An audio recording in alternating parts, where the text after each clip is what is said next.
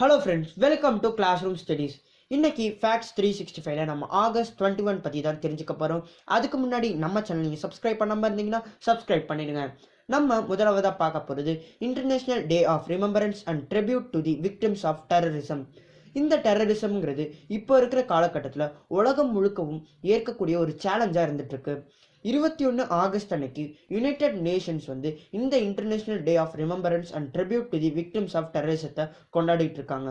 இந்த நாள் எதுக்காகனா, உலகம் பூராவும் மக்கள்கள் சில டெரரிசத்தினால அட்டாக் ஆயிருப்பாங்க, இன்ஜூர் ஆயிருப்பாங்க, இன்னும் சில பேர் அவங்க வாழ்க்கையை தொலைச்சிருப்பாங்க. அவங்கள பெருமைப்படுத்துகிற விதமாகவும் அவங்களுக்கு ஒரு ட்ரிபியூட் செலுத்துகிற விதமாகவும் தான் இந்த நாள் கொண்டாடப்பட்டு இருக்கு.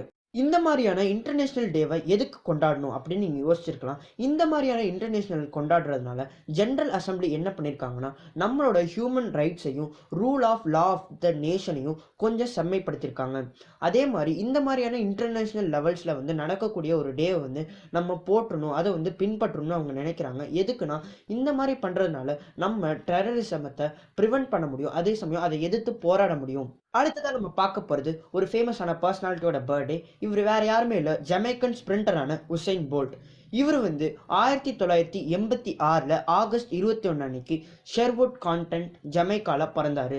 இவர் ஒலிம்பிக் கோல்டு மெடல் 100 மீட்டர் 200 மீட்டரை 2008, 12, 16 கண்டினியூஸாக வின் பண்ணியிருக்காரு. இந்த வீடியோவில் நம்ம இன்ட்ரெஸ்டிங்கான விஷயத்தை பற்றி தெரிஞ்சுக்கிட்டோம். அடுத்த வீடியோவில் இன்னும் சில இன்ட்ரெஸ்டிங்கான விஷயத்தை பற்றி நம்ம பார்க்கலாம். தேங்க்யூ.